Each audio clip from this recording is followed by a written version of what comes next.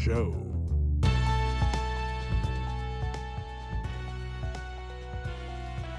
I'm here again, Ernie Chambers, and today it might be something like a classroom session, namely going over a subject dominated by a man whom I respected since I was in high school.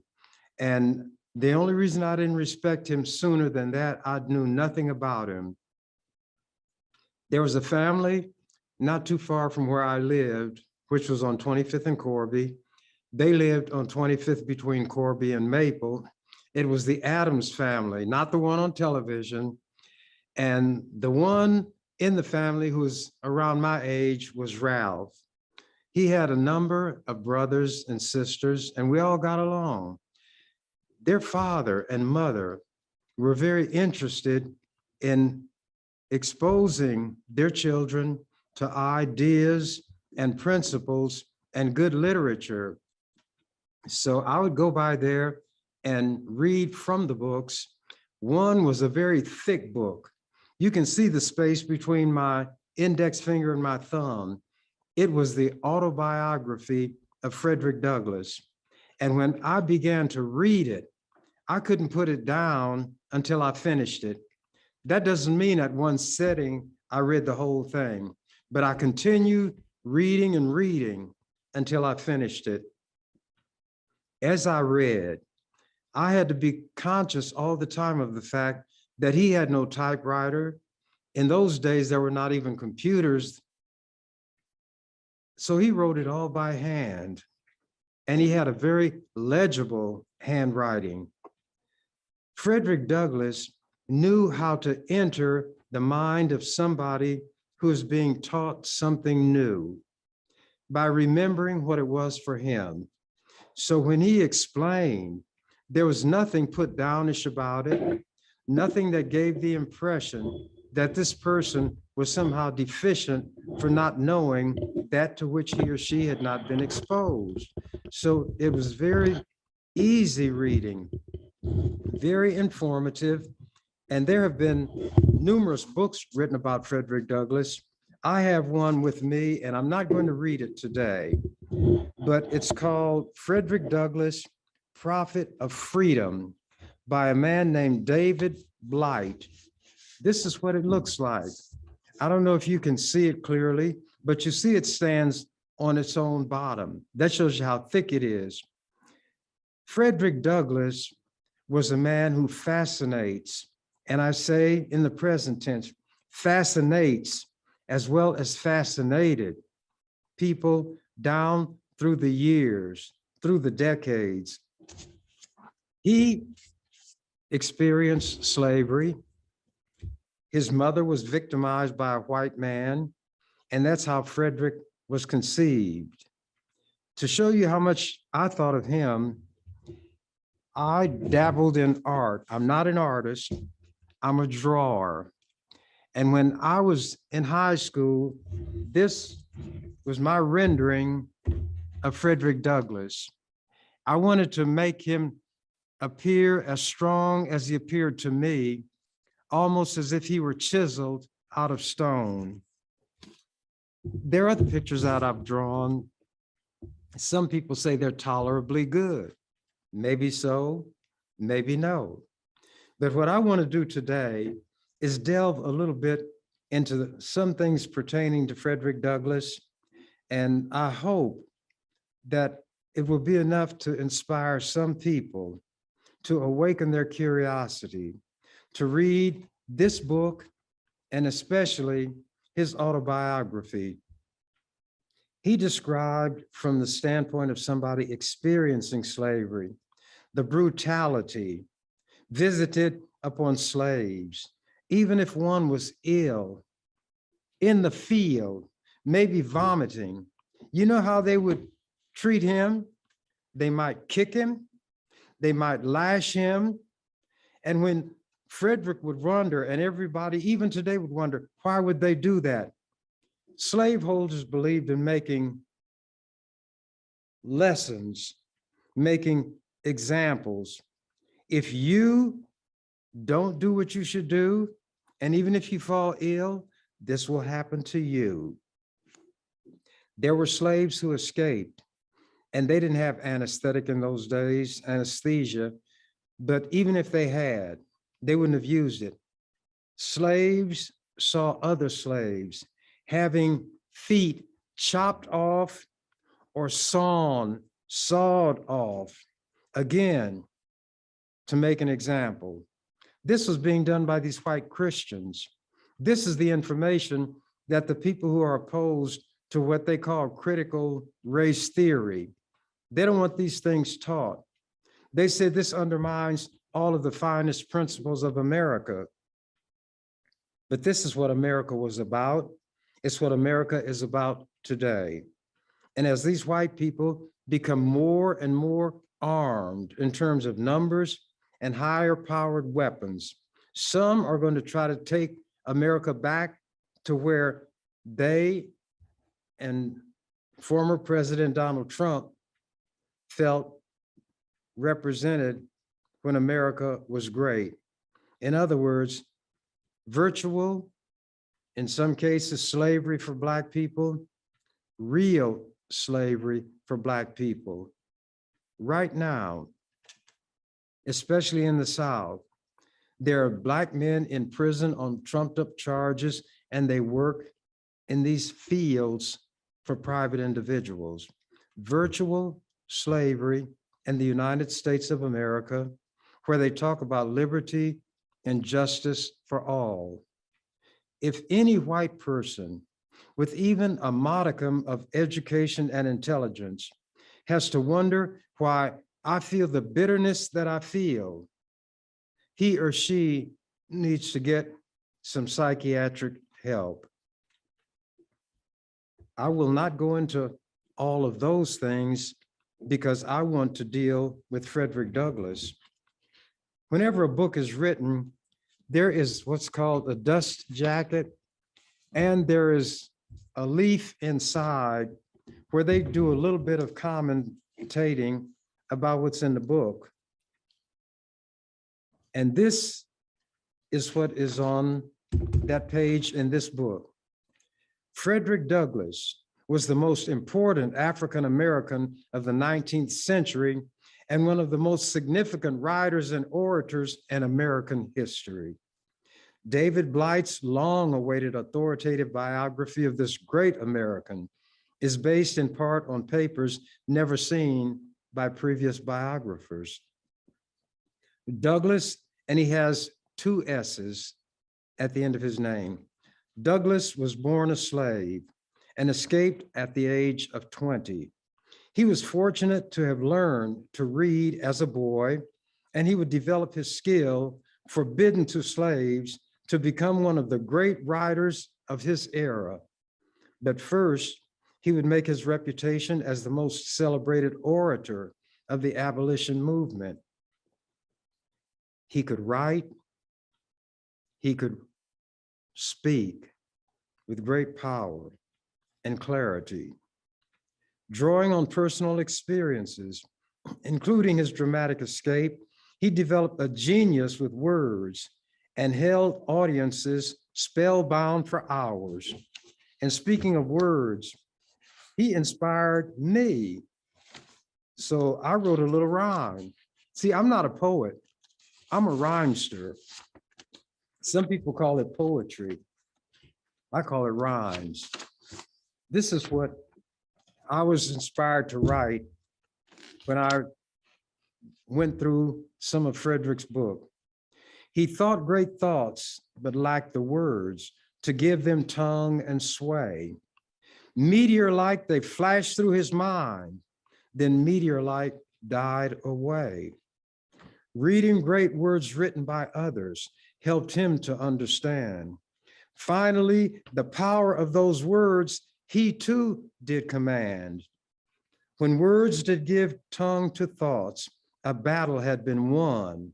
Thoughts no more were transient things, but permanent like the sun. Words can be embalmed. In books, thoughts can be embalmed in words. There is a substance that's formed from the sap that comes out of trees. And in prehistoric times, there might be an unfortunate insect who would be encased in this. When it hardened in years past, it became known as amber. So there are creatures embedded in amber, just like they would have been the day that that first happened. There are thoughts embedded in words, trapped by words. Words have power. Words have power to kill. They have power to heal.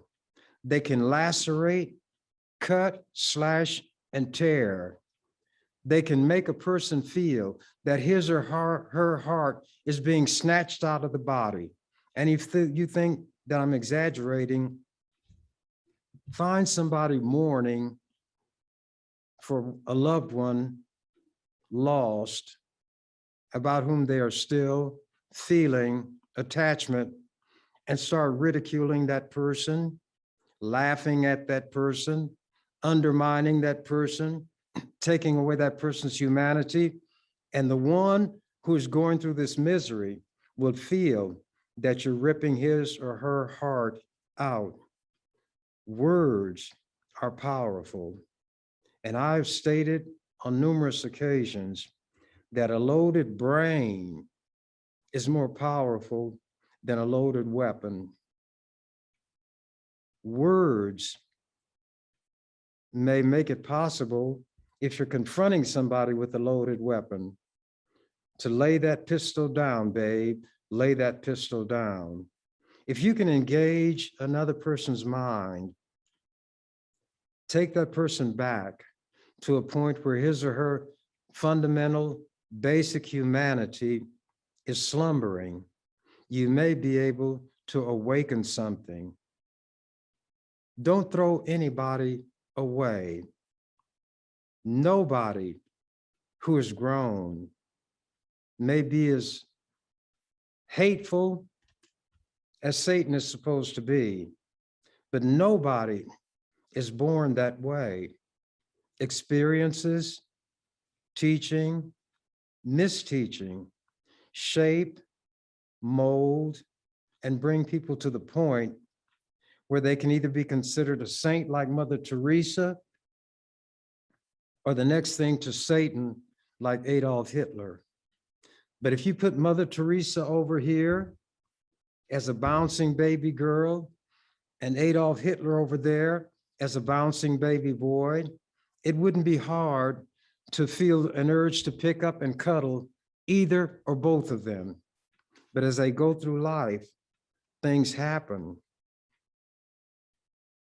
They learn things. They mislearn things. And two people having the same situation presented to them may react in opposite ways because of what they bring to that situation. There are influences that impact us all of our life, every day of our life. And if those experiences can alter a person and make him or her into a monster, counter experiences can reclaim that person. But sometimes people in those situations need help. This is when, if there is such a thing as this compassion that they talk about in religion, this is a time when it should burst into full flower. And you should not see that person as he or she is at that instant, but think of that person before he or she became that, based on what that person experienced. And if it once was that good thing, perhaps some of that can be regained. But you have to make that person think well of himself or herself and practice what Whitney Houston sang about. Learning to love yourself is the greatest love of all. If there's somebody you love, you're not going to degrade, demean, or mistreat that person. You're not going to stand by quietly and without protesting or even physically intervening if somebody else tries to harm that one you love. Learn to love yourself. People will value you as you value yourself. Now, that's all the preaching. I'm going to go back to Frederick Douglass, but his words, remember, I never heard his voice. I never saw him walking. The words on paper had power to vice my mind to this very day. But to continue, Frederick Douglass, drawing on personal experiences, including his dramatic escape, let him develop a genius with words and held audiences spellbound for hours. He knew his Bible, and like Jeremiah, warned his nation about the moral corruption of slavery. But like the people who laughed at Moses, there was mockery, there was opposition, and slavery flourished. Over his lifetime, he wrote 3 versions of his autobiography, all of which are classics of the slave narrative and of American memoir. He also edited 2 newspapers and mastered the short form political essay. This is a former slave. When he was in Baltimore growing up, a little slave kid, he was sent on errands. There were little white boys who went to school and knew how to read. And at first they laughed at Fred because he didn't understand what words were or letters. And these little boys weren't conversant with the devastation of slavery. Frederick was just another kid to them. Do you know they helped teach him how to read? It wasn't just this so-called kind mistress. These little white boys helped him learn how to read. You know why it was so effective? They were not so far away from the point when they couldn't read, and they know what helped them most to learn how to read. And they took that knowledge that they had and helped Frederick Douglass learn his letters. Makes me wonder why these people who go to schools of teaching, education colleges, say that they can't teach children how to read. But these little boys who were still in grade school knew how to teach somebody who didn't know how to read, how to read. You need to put things together. As the Bible says, line upon line, line upon line, here a little, there a little. You pick things up if you're attentive and pay attention. Somebody who is a landscape artist will look at a scene and be able to see beauty, contrasts, and paint a beautiful landscape. Somebody else would only see trees, and when fall comes, the leaves are going to fall and they're going to have to rake them up. They see flowers that are going to crinkle up and die, and they're not pretty anymore. You take from something a lot of times what you bring to it. Somebody who is like me and like you will pull out a dollar bill and use it to pay for what we're going to get. Somebody else may look at it and see how things are engraved or etched or whatever term you want to use to describe how this money is printed. They'll see individual dots put together that form images. Once again, it's what they bring to it. The example that many people have heard is that of an elephant. Several blind people were introduced to an elephant, and they were not told anything about it except that it was a living creature. Well, one felt the trunk, another one felt the tusks, another one felt those huge things we would call toenails, another one pulled that little tail.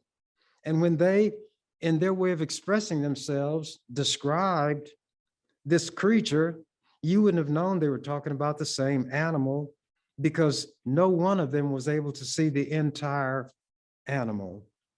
When we come to a situation and we don't see it all, we run away with misinformation, false notions. People can tell us any crazy thing we buy, and that brings me to the pandemic, COVID-19. Crazy, ignorant Black people. You don't often hear me say that about my kind and my people. But anybody who brings harm to those who are part of mine, I take umbrage at. I wouldn't kill them, I wouldn't hurt them, but I'm disgusted by them. And some who do it out of ignorance, I'm sympathetic, but they need to overcome that ignorance. Make these statements that I'm not going to get a vaccination. I don't want to put that stuff in my body. Where you put the stuff in your mouth, chew it and swallow it, that you get in the supermarket. Various antibiotics are used in these animals. Various chemicals are used in treating and curing these products, and you consume them. You consume products with refined sugar. You consume products with way too much salt, and these things will slowly kill you. And you ingest it every day. And then you say you're not going to take harmful things into your body. And you say that because you've heard somebody give you a cock and bull story that you accept. I've gotten both of my Moderna vaccinations, and I'm going to get a booster shot. A few days ago, I got my flu shot. And in a couple of days more, I'm going to get my pneumonia shot, not that give pneumonia, that fight those things. See how the usage of words can mislead? But if you're talking to people who understand the language, they fill in what you mean because they know what you mean. That's the way thoughts are expressed.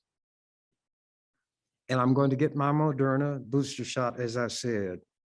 I'm 84 years old, and I could drop down right now and do 30 push-ups and not even be breathing hard. Not to impress people do I do this. I want to stay around here for a while. I do this for me. But when I see people who are not well educated being misled, made to feel that that which could save their life will harm them, it troubles me deeply. And I have to say, my people are destroyed for lack of knowledge. Then as Jeremiah, the crybaby prophet said, and you've heard me say these things before, oh, that my head were waters and my eyes a fountain of tears, that I might weep day and night for the daughters of my people, for the people, the children of my daughters. I'm not one of those who will take pleasure when somebody who said that the vaccine was harmful comes down with COVID-19 and say that's what they deserve. Nobody deserves that. What bothers me is that there are others they may have infected, their own children, other family members who are elderly, and are so stupid they think that there are chips hidden in this vaccine, and when they get the shot, those chips make it possible for their movements to be monitored. Have you ever heard such a silly thing in your life? But there are people risking their and others' lives because they believe this stuff. But let me go on about Frederick Douglass. You see what talking about Frederick Douglass causes me to do? Frederick, why don't you do like a dead man and just be dead and leave me alone? What? See, now I'll be as crazy as some of you all. Act like I'm listening to somebody whose picture's on a book talk to me. But the written word will speak to you if your mind is open. And I know I've lost a lot of people taking this approach. It's not what they bargained for. Well, that often happens. The former slave met with Lincoln in the White House and rejoiced in the victory of emancipation. Let me tell you something else that happened with Frederick Douglass. He was a very imposing man and in appearance, striking. There was some kind of commemorative ceremony going on at the White House, and Frederick Douglass had been invited by Lincoln. And Frederick Douglass was in this room that could be called a study. But anyway, the lighting was not like it is now. Obviously, they didn't have electric lights. So there were shadows in the room, and Douglass was sitting on this couch. A journalist came in and he saw him and he walked over to him. And the way he described it, the meeting, he said, I entered this room shrouded in shadow, and I saw this imposing man with the impressive visage. That's what they call faces then. And I didn't realize that I would be fortunate enough to be in the presence of the president, unguarded, and he didn't seem in the least bit troubled by my presence. So I walked over and I extended my hand and said, Mr. President, it's a pleasure to meet you. And the response shocked me. The gentleman said, I'm not the president. My name is Frederick Douglass. Frederick Douglass on occasion was mistaken for President Lincoln. So I guess there must have been in real life a resemblance. You all hadn't heard such things? I got this from the collected works of Abraham Lincoln. I read things. I believe in documentation and offering it if people will accept it. That my job is not to make people believe. And I wander when I talk. People ask me, what do I use for a model for my life? And I could give any number of things, but if we're in Lincoln, I say, that man up on the Capitol known as the sower, that's where I look at the way I live and what I do. He's got that sack of seeds and his hand is back. He's ready to spread them. I said, all the sower does is throw the seed out there. There are other forces that come into play that determine whether they take root or not. So what I do is speak when I have the opportunity. And I don't know whether people will accept it or reject it. But my job, as I reckon my job, is to say under those circumstances what I think needs to be said the best way that I can. Maybe people will mock and scoff and even walk out, but somebody else may hear it and take exactly what I said, but not be a person who generates a negative response upon being met and say the same thing, and people will sit back and be taught. Those are the other forces that I have no control over. I put the seed out there, maybe it will take root, maybe not. So that's what I will do. And it's not up to me to make anybody change his or her mind.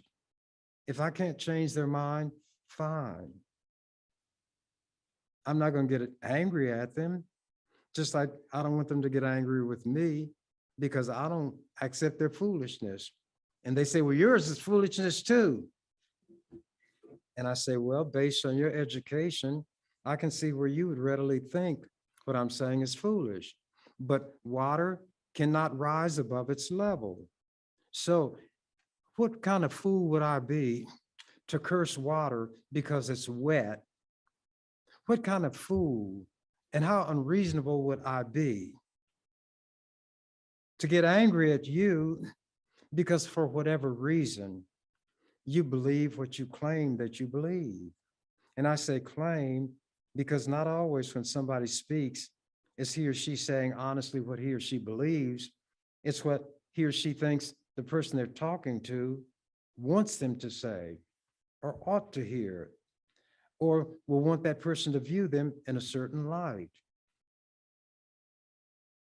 That, when people are misdefining or misdescribing or mislabeling a creature, we'll say that's a chameleon. A chameleon doesn't change into different colors. There are scales it has, which if they face one direction, will give a color. If they face a different direction, they give a different color. But the purpose is not to imitate a rainbow, but to be a protective mechanism. Nature tries to equip her children with the means to survive in a hostile environment, from the smallest microbe, from the smallest creature with legs or wings, to the largest living thing. The means to survive will be incorporated into that species. And you say into the species rather than every individual, because not every individual will survive. Nature is interested in the species surviving. So if something happens and is killing off a lot of the individuals, nature has put into that species adaptability so that some of the members will develop a defense against that which is killing, and they will survive. And the survivors, because that adaptation goes to the genetic level, will pass that protection on to its offspring and its offspring and so forth. But the only adaptation that can be passed on is one that affects the genes. George Bernard Shaw was trying to make this clear. So he said there were these scientists who didn't understand, and they were going to see if they could disprove what Charles Darwin said, and other scientists who had sense enough to recognize adaptability. They would take this mouse, chop its tail off. Take the descendants of that mouse, chop its tail off. And after they went through several generations of mice chopping the tails off, and they said, aha, the mouse's tail still grows. So evolution can't be true. And that's because they didn't understand the principle. Without getting into something as complex as evolution, try to understand that people cannot know more than what they know.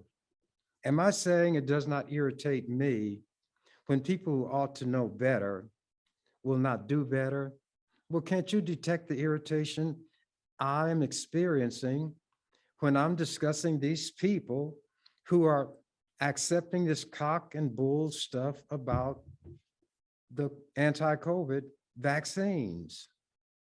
Why will I express those sentiments when I've just said water cannot rise above its level?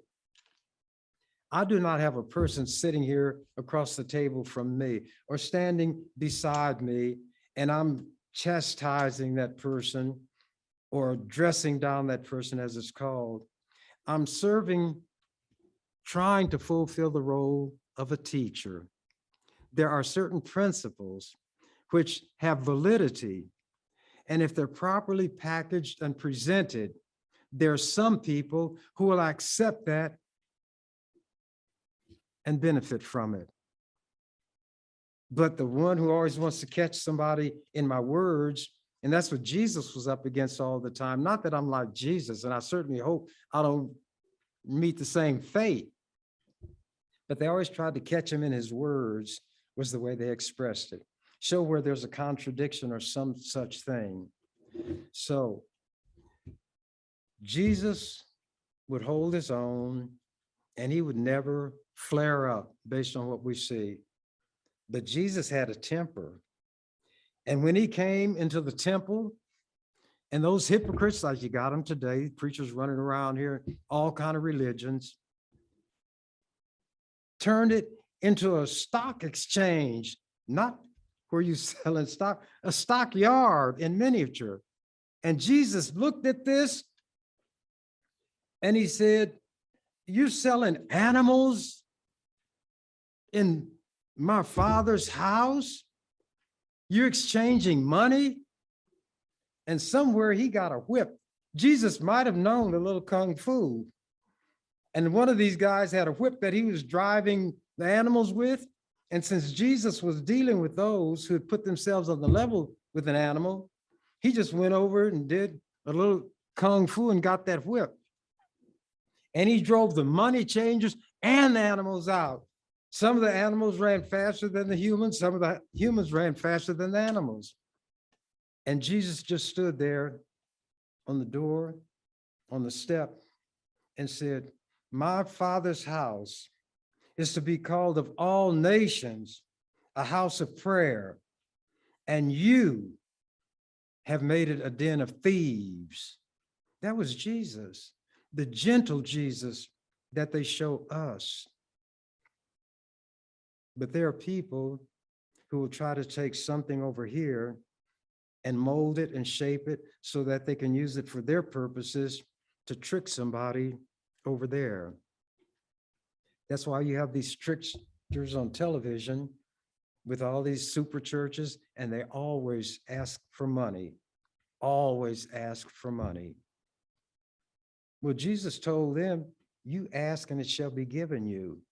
And the preacher looked at Jesus, he said, "But you didn't say who to ask. I got to ask those who got it." And so they get in a conversation, and some of y'all have heard me say this. Some people liked what Jesse James did, and they wanted to make him a hero. So they would say, one thing, Jesse never robbed no poor people. He's like Robin Hood. He robs the rich. So one guy went to Jesse, wanted to go to the horse's mouth and hear the horse whinny for itself or speak. It was like Mr. Ed, the talking horse on television. And he said, "Jesse, there's some stuff going around here about you robbing these people and you robbing that train, you robbed this bank." And they got different explanations of why you don't rob poor people. Now you grow up poor. Well, they say growed. You growed up poor. That's why you don't rob that's why you don't rob poor people. And Jesse said, "Look, fool, growing up poor taught me something. You know why I don't rob poor people? Because when I was growing up, I learned that poor people ain't got no money. Now you let them get some money, but then they ain't poor no more, are they?" That's why Jesse doesn't rob poor people. Sometimes you need to look below the surface. And you thought I lost my way because I'm 84 years old and that I'm rambling and lost the point that I was going to make. I was talking about teaching, being like a sower.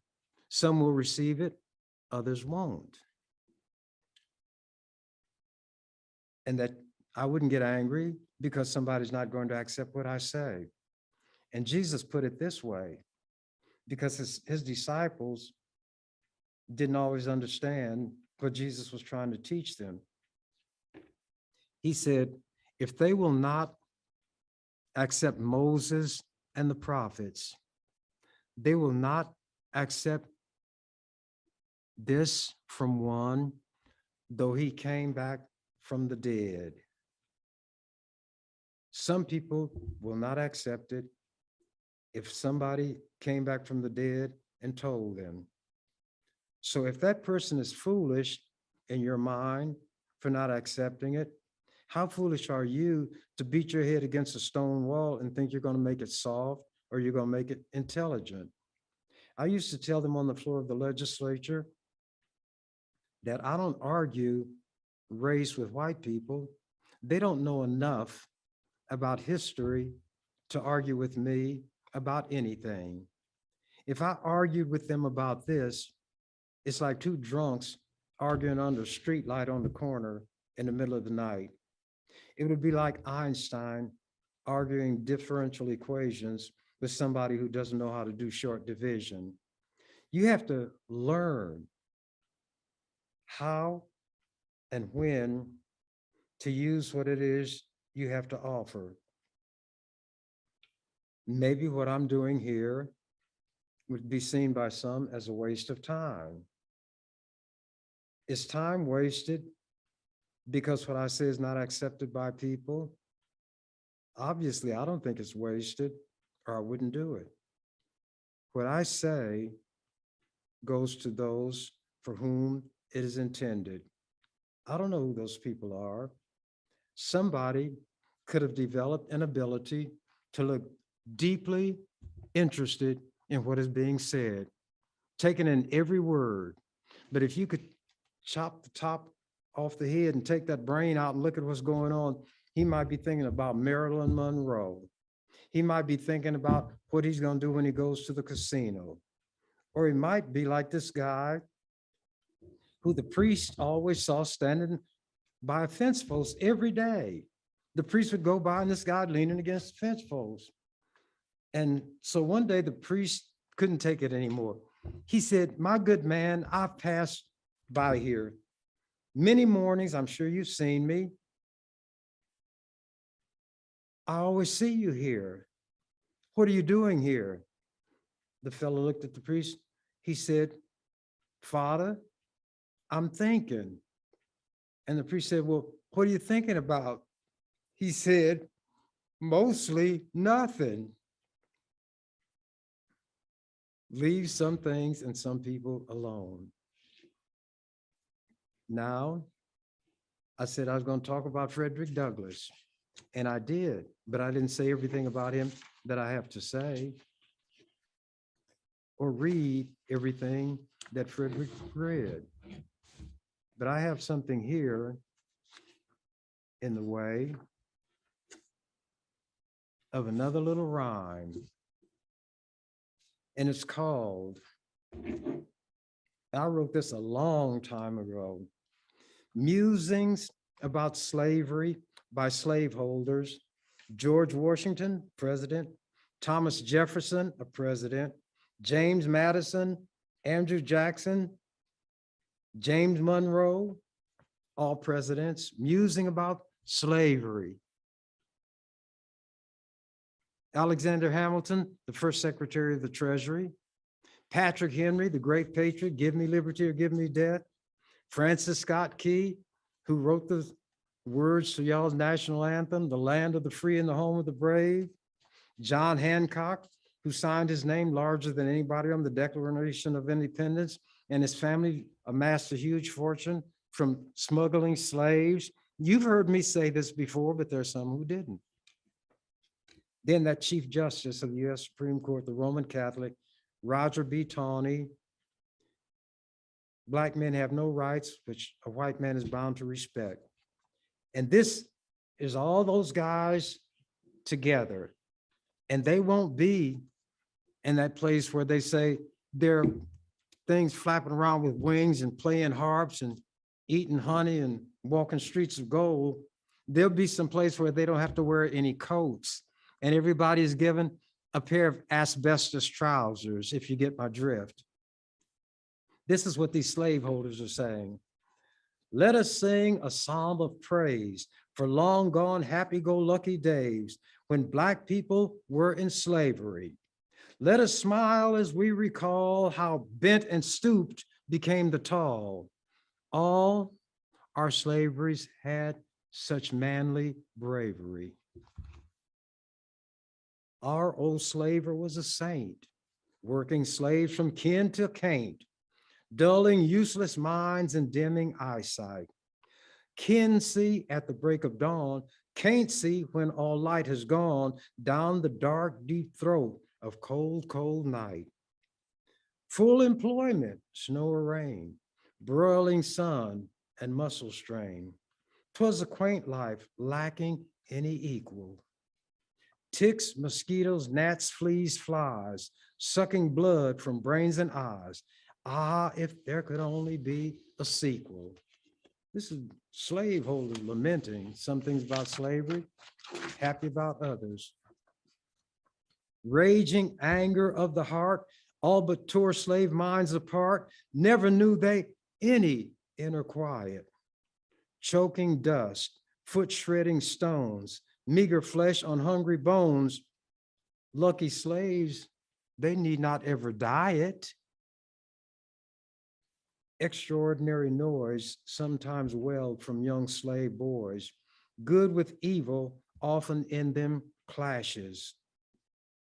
Holy God made slavers know how to make that evil go, drawn from bleeding backs by many lashes. Slavery was good for all, for big holders and the small. Greatly did the lucrative system please us. When one rightly reads the Bible, it is clear no master's liable, for all 'twas done in the holy name of Jesus. See, the slave didn't view slavery the same way the slaveholder viewed it. These men were married, they were Christians. When they forced themselves on these enslaved Black women, they were adulterers, they were rapists, they were traffickers in human flesh. You all didn't know I was going to read you some rhymes that I wrote, did you? Well, I got another one.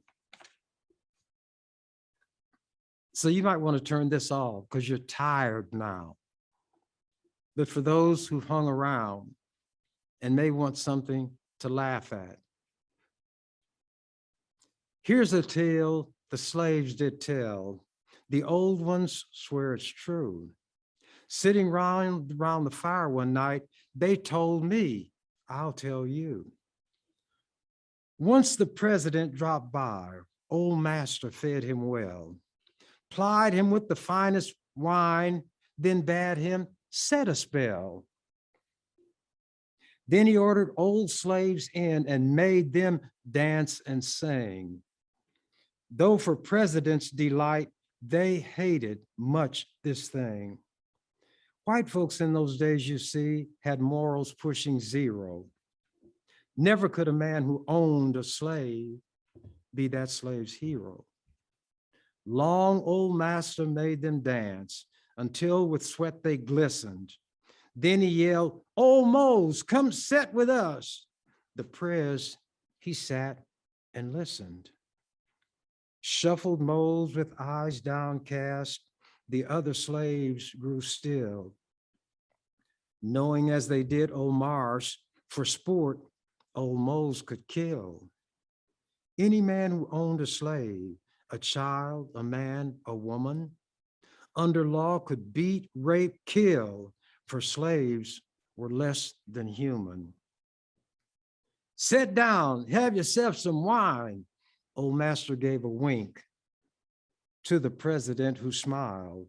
Mose whispered, I don't drink. You don't drink, don't lie to me. Old master, tipsy roared, you gonna drink this wine, you scamp? A cup of wine he poured. Mose across the table sat. The other slaves assembled in a fearful huddled mass. Some wept as old Mose trembled. Would old master fetch the whip and flay the old man's back? White folks treated slaves like dirt, for dirt you were if black. At that point, the president spoke up and said, fine, fine. You're quite lucky if you've got a slave who shuns the wine. That's a grand trait in a slave. Let's see what else he knows. Lift your head and look at me, the president ordered Mose. I have got slaves of my own, and some for freedom yearn. Black folks, though, have lesser brains, some things they cannot learn. Being free is white man's work. You black folk, Mose would find, Freedom's load is just too much for Black folks' slender mind. Take yourself an old man. The president's tone was mild. Though you've lived a good long time, you yet are like a child. Things we white men understand are things you'll never know. Knowledge needs a white man's brain to flourish and to grow. Gulping from his glass of wine, the president drank deep, smacked his lips as eyes tinged red, and foam on lips did creep. God has placed your master there to meet your needs, and you, like sweet children, must obey and do as he says do. Here old master's head did nod, but silence did he keep. See, when nodded, it could mean like this, or it could mean like this. Here old master's head did nod, but silence did he keep. Did that nod mean he agreed, or was he fighting sleep? Look, Mose, grinned the president, you squat there, I'll sit here. Laugh with me a little bit. There's nothing you need to fear. Wine had soaked the prez's brain. Away his sense had run. Mose, that poor old trembling Mose, would be the prez's fun. Yes, this night the presidential frock was frayed and faded by the little man inside, the office he degraded. He would have great sport, no doubt. Old Mose still hung his head. See here, Mose, with slurring tongue, the mighty president said. Tell what separates a fool from a black man if you're able. Softly whispered Mose, great sir, this table, only this table. Sometimes wise ones play the fool, and sometimes fools the wise. Sometimes from a low estate does dignity arise. Though the president was best, and old Mose deemed the worst, when the cards turned, first was last, and last became the first. When the slaves their own tale tell, and to their own song sing, things take on a different slant and have a different ring. White folks cannot get it right. They never truly see it. Only they can know full truth who in their life must be it. That's why when you have these white people running around here talking about they understand black people and some of their best friends were black, right there, they dropped their money purse. Will things in America ever get better? I'm not a fortune teller, but they certainly can get worse. No matter how bad things are in America, for Black people, they can always get worse. Some people are very distressed because in Virginia yesterday, a racist Republican, won the governorship over a Democrat. He scared all these white people saying, you cannot have this, whatchamacallit, being taught in schools. What he meant was critical race theory. He didn't want white children taught the truth about what happened in this country and the carryover to these very days. But there are young white people who have read history and they have not bought into it. And they write books, they join demonstrations, they go to these conferences, and they do what they can. And you know what happens? They get their feelings hurt. Some of them thought that if one of their own kind explained Black people to these white people would accept it. First of all, white people cannot explain Black people. But what the white person is trying to do is transmit to them the change that came over him or her when he or she studied and saw what really is happening. But these young white people are going to have to remember that they themselves were once in a position of these they're trying to persuade to change. They do the right thing by going to their own and spending that time with them. I don't have that time to waste.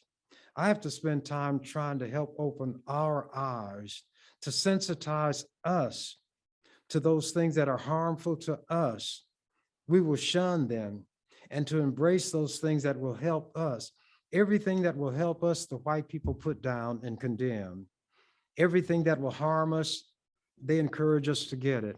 White people are the ones who tell us we should not get vaccinated against COVID.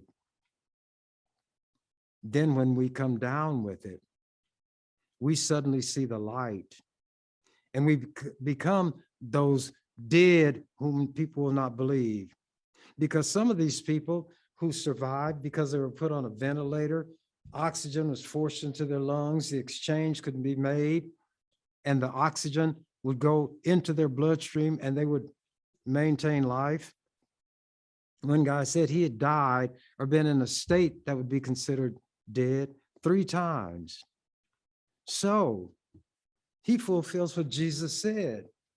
He came back not from the dead, but came back from 3 times dead to tell them, this is something you don't want.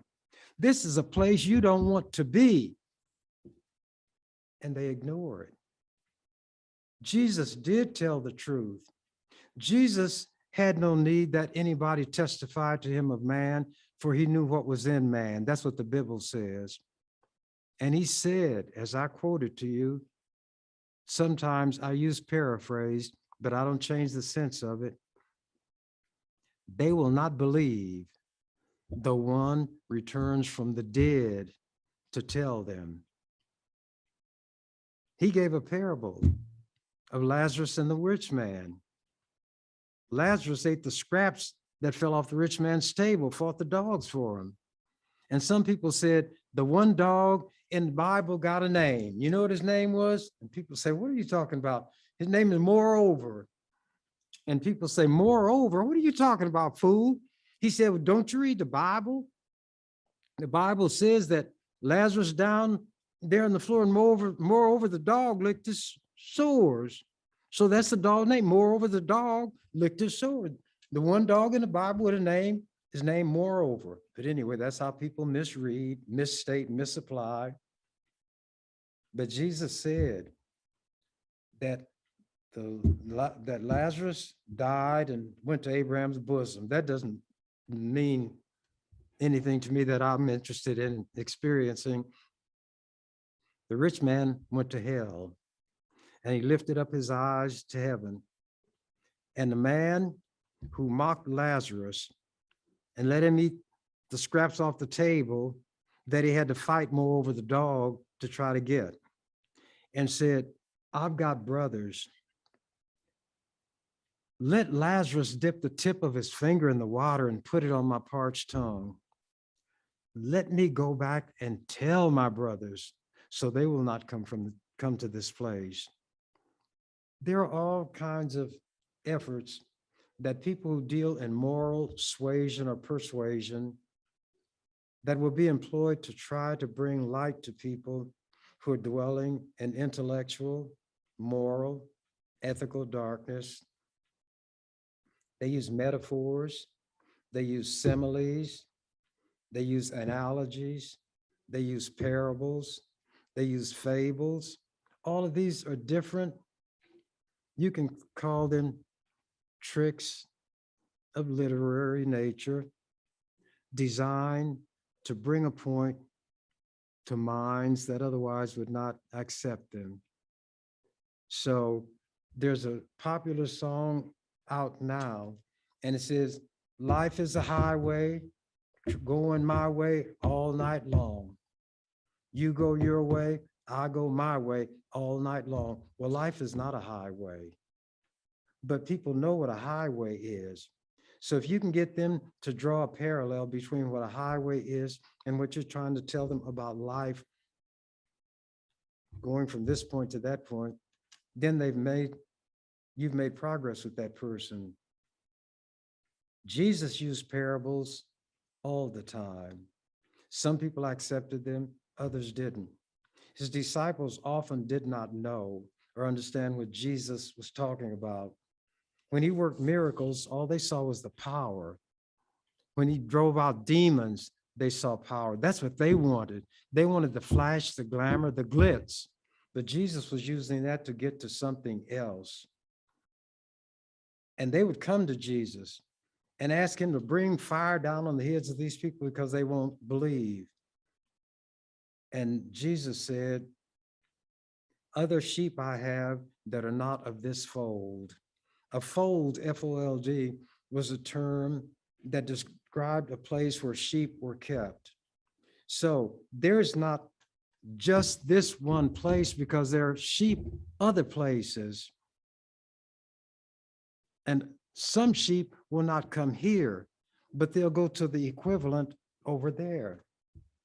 They may not like Peter. He's big, he's brash, he's loud. He won't listen to nobody, but he knows everything.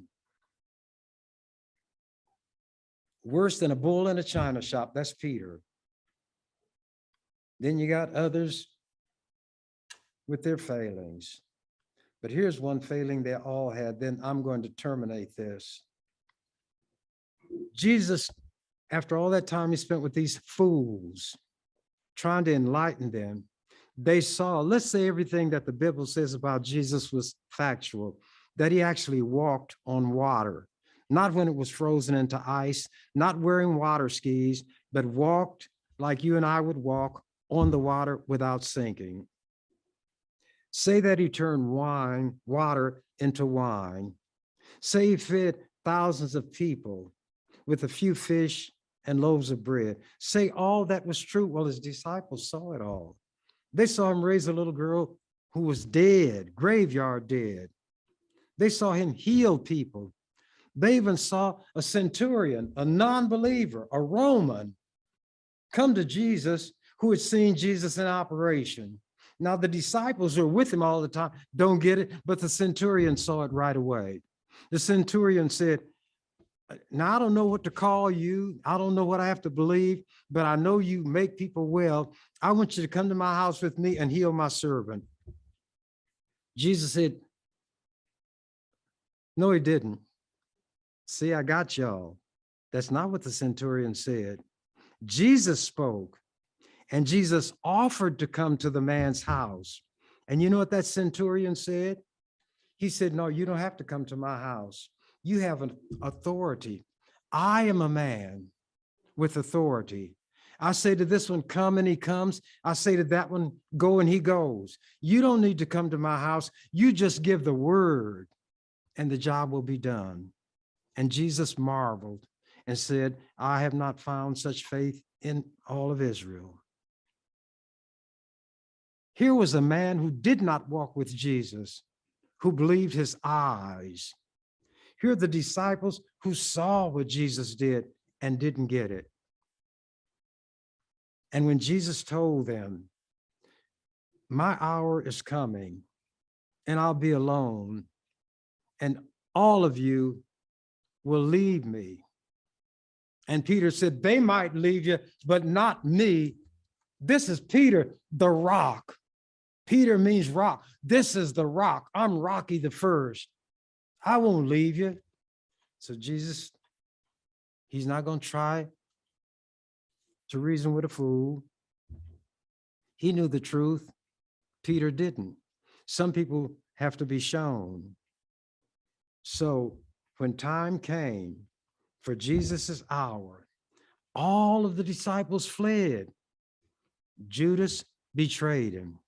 Peter denied him. All the others deserted him. And there he was, all alone, but not too far away were the women. You all need to read that book with a different set of eyes and a different understanding and learn how to apply it. Make it literal if you want to. or make it symbolic to teach you how you ought to live and how you ought to treat each other. And some people didn't have time for long lectures, so they came to Jesus and said, I want you to put all this in a nutshell. And Jesus had a sense of humor. He said, oh, so you want me to put it in your head, huh?